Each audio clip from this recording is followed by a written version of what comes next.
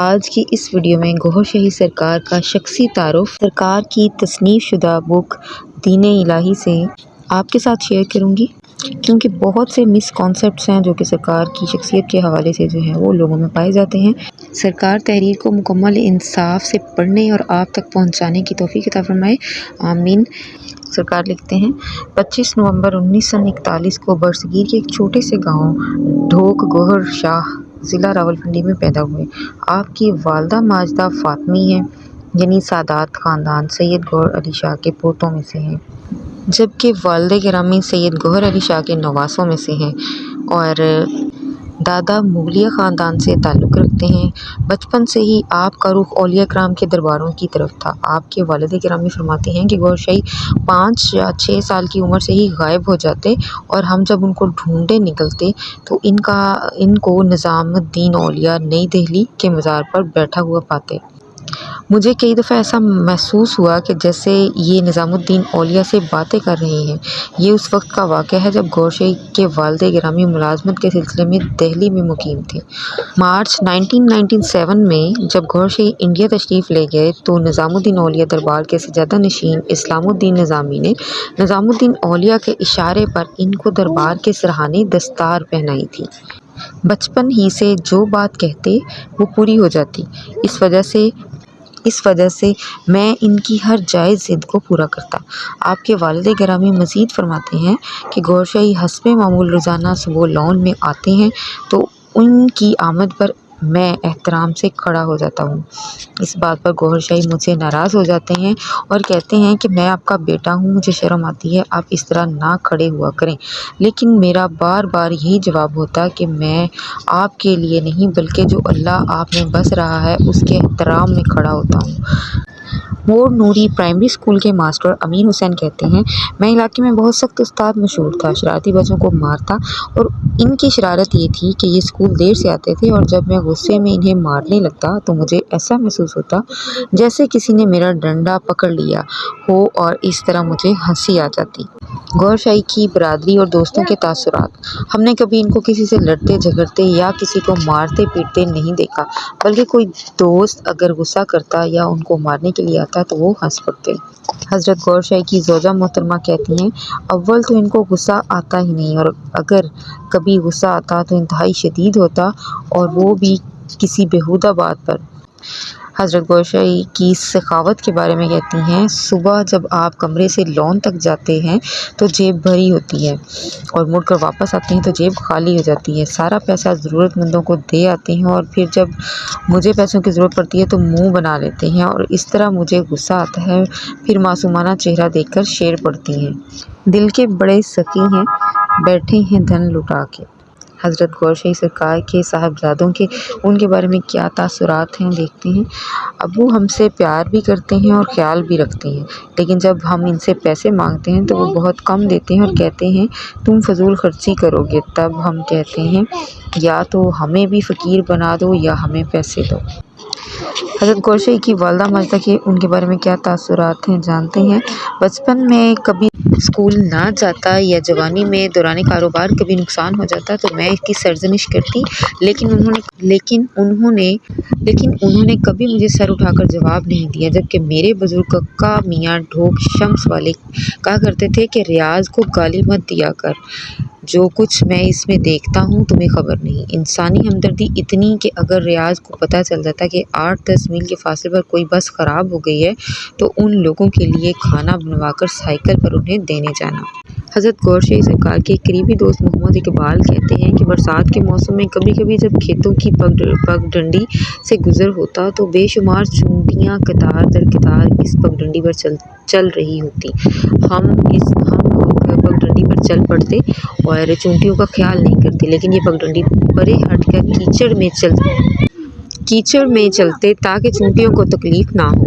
جب ان پر قتل کا جھوٹا کیس بنایا گیا تو کرائم برانچ کے کیچڑ میں چلتے تاکہ چونٹیوں کو تکلیف نہ ہو۔ جب ان پر قتل کا جھوٹا کیس بنایا گیا تو کرائم برانچ کے قدوس شیخ انکوائری کے لیے آئے۔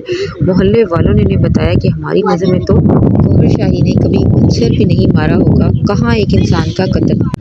حضرت گوہر شاہی اور ان کی ممانی: یہ ان دنوں کی بات ہے جب میں 8ویں جماعت کا طالب علم تھا۔ ایک دفعہ مومانی جو کہ زاہدہ و پارسا اور عبادت گزار خاتون تھیں لیکن حرص اور حسد میں بھی مبتلا تھیں، جو کہ اکثر عبادت گزاروں میں ہوتا ہے، انہوں نے کہا کہ تجھ میں اور سب تو ٹھیک ہے لیکن تو نماز نہیں پڑھتا۔ میں نے جواب دیا کہ نماز رب کا تحفہ ہے، میں نہیں چاہتا کہ نماز کے ساتھ ساتھ بخل، تکبر، حسد، کینہ کی ملاوٹ رب کے پاس بھیجوں۔ جب کبھی بھی نماز پڑھوں گا تو صحیح نماز پڑھوں گا، تم لوگوں کی طرح نہیں کہ نماز بھی پڑھتے ہو اور غیبت، چغلی، بہتان جیسے کبیرہ گناہ بھی کرتے ہو۔ واہ سبحان اللہ، کیا شان ہے۔ حضرت گور شاہی سرکار اپنے بچپن کے حالات بیان فرماتے ہیں کہ 10-12 سال کی عمر سے ہی خواب میں رب سے باتیں ہوتی تھیں اور بیت المعمور نظر آتا تھا، لیکن مجھے اس کی حقیقت کا علم نہیں تھا۔ چلا کشی کے بعد جب وہی باتیں اور وہی مناظر سامنے آئی تو حقیقت آشکار ہوئی۔ ایک دفعہ کا ذکر ہے کہ میرا ایک ماموں جو کہ فوج میں ملازم تھا، وہ طوائفوں کے کوٹوں پر جایا کرتا تھا۔ گھر والوں کے منع کرنے کی وجہ سے وہ مجھے اپنے ساتھ لے جاتا تاکہ گھر والوں کو شک نہ گزرے، مجھے چائے اور بسکٹ کھانے کو دیتا اور خود اندر چلا جاتا، جبکہ مجھے طوائفوں اور کوٹوں کی سمجھ بوجھ نہیں تھی۔ ماموں مجھ سے یہی کہتا کہ یہ عورتوں کا آفس ہے۔ کچھ دنوں بعد میرا دل اس جگہ سے اچاٹ ہو گیا۔ تب ماموں نے کہا یہ عورتیں ہیں اور اللہ نے ان کو اسی مقصد کے لیے بنایا ہے، یعنی اس نے مجھے بھی ملوث کرنے کی کوشش کی۔ ماموں کی باتوں کا اتنا اثر ہوا کہ نفس کی کشمکش میں رات بھر نہ سو سکا، اور پھر اچانک آنکھ لگ گئی، دیکھتا ہوں کہ ایک بڑا گول چبوترا ہے اور میں اس کے نیچے کھڑا ہوں، اوپر سے کرخت قسم کی آواز آتی ہے، اس کو لاؤ۔ دیکھتا ہوں کہ ماموں کو 2 آدمی پکڑ کر لا رہے ہیں اور اشارہ کرتے ہیں کہ یہ ہے۔ پھر آواز آتی ہے کہ اس کو زور سے مارو۔ تب اس کو مارتے ہیں تو وہ چیخیں مارتا اور دھاڑتا ہے اور چیختے چیختے شکل سور کی طرح بن جاتی ہے۔ پھر آواز آتی ہے کہ تو بھی اس کے ساتھ اگر شامل ہوا تو تیرا بھی یہی حال ہوگا۔ پھر میں توبہ توبہ کرتا ہوں اور آنکھ کھلتی ہے تو زبان پر یہی ہوتا ہے کہ یا رب میری توبہ، یا رب میری توبہ، اور کئی سال تک اس خواب کا اثر رہا۔ اس کے دوسرے دن میں گاؤں کی طرف جا رہا تھا، بس میں سوار تھا، راستے میں دیکھا کچھ ڈاکو ایک ٹیکسی سے ٹیپ ریکارڈر نکالنے کی کوشش کر رہے تھے۔ ڈرائیور نے مزاحمت کی تو اس پر چھریوں سے وار کر کے قتل کر دیا۔ یہ منظر دیکھ کر ہماری بس وہاں رک گئی اور وہ ڈاکو ہمیں دیکھ کر فرار ہو گئے اور ڈرائیور نے تڑپ کر ہمارے سامنے جان دے دی۔ پھر ذہن میں یہی آیا کہ زندگی کا کیا بھروسہ۔ رات کو سونے لگا تو اندر سے یہ شعر گونجنا شروع ہو گئے، کر ساری خطائیں معاف میری، تیرے در پہ میں آن گرا، اور ساری رات گریہ زاری میں گزری۔ اس واقعے کے کچھ عرصہ بعد میں دنیا چھوڑ کر جام داتا کے دربار پر چلا گیا، لیکن وہاں سے بھی کوئی منزل نہ ملی اور میرا بہنوئی مجھے وہاں سے واپس دنیا میں لے آیا۔ 34 سال کی عمر میں بڑی امام سامنے اور کہا اب تیرا وقت ہے دوبارہ جنگل جانے کا۔ 3 سال چلا کشی کے بعد جب کچھ حاصل ہوا تو دوبارہ جام داتا کے دربار گیا۔ صاحب مزار سامنے آ گئے۔ میں نے کہا اس وقت اگر مجھے قبول کر لیا جاتا تو بیچ میں نفسانی زندگی سے محفوظ رہتا۔ انہوں نے جواب دیا اس وقت تمہارا وقت نہیں تھا۔ حضرت گور شاہی سرکار کی باطنی شخصیت کے چند حقائق۔ 19 سال کی عمر میں جسا توفیق الہی ساتھ لگا دیا گیا تھا، جو 1 سال رہا اور اس کے اثر سے کپڑے پھاڑ کر صرف ایک دھوتی میں جام داتار کے جنگل میں چلے گئے تھے۔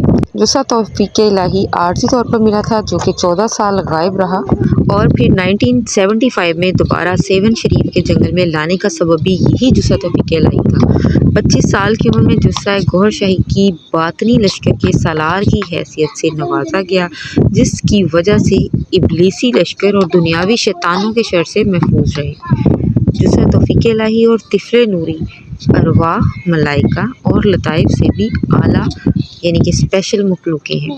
ان کا تعلق ملائکہ کی طرح براہ راست رب سے ہے اور ان کا مقام احدیت ہے۔ 35 سال کی عمر میں 15 رمضان 1976 کو ایک نطفہ نور قلب میں کچھ عرصہ بعد تعلیم و تربیت کے لیے کئی مختلف مقامات پر بلایا گیا۔ 15 رمضان 1985 میں جب کہ آپ دنیاوی ڈیوٹی پر حیدرآباد مامور ہو چکے تھے، وہی نطفہ نور طفل نوری کی حیثیت پا کر مکمل طور پر حوالے کر دیا گیا، جس کے ذریعے دربار رسالت میں تاج سلطانی پہنایا گیا۔ طفل نوری کو 12 سال کے بعد مرتبہ عطا ہوتا ہے، لیکن دنیاوی ڈیوٹی کی وجہ سے یہ مرتبہ 9 سال میں ہی عطا ہو گیا۔ جشن شاہی منانے کی وجوہات: 15 رمضان 1977 کو اللہ کی طرف سے خاص الہامات کا سلسلہ بھی شروع ہوا تھا۔ راضیہ مرضیہ کا وعدہ ہوا مرتبہ بھی ارشاد ہوا تھا۔ چونکہ ہر مرتبے اور معراج کا تعلق 15 رمضان سے ہے، اس لیے اسی روز اسی خوشی میں جشن شاہی منایا جاتا ہے۔ 1978 میں حیدرآباد آ کر رشد و ہدایت کا سلسلہ جاری کر دیا اور دیکھتے ہی دیکھتے یہ سلسلہ پوری دنیا میں پھیل گیا۔ لاکھوں افراد کے قلوب اللہ اللہ میں لگ گئے۔ لاکھوں افراد کے قلوب پر اس میں اللہ نقش ہوا اور ان کو نظر آیا۔ لاکھوں افراد کشف القبور اور کشف الحضور تک پہنچے۔ لاکھوں لا علاج مریض شفا یاب ہوئے۔ ہر مذہب، ہر قوم، ہر نسل کے افراد حضرت گوھر شاہی سے رشد و ہدایت حاصل کر کے اللہ کی محبت اور ذات تک پہنچنا شروع ہو گئے۔ خدا کی قسم میں بھی انہی لوگوں میں سے ہوں جن کے دلوں پر خوش خط لکھا ہوا اس میں اللہ چمک رہا ہے۔ سبحان اللہ، ماشاء اللہ۔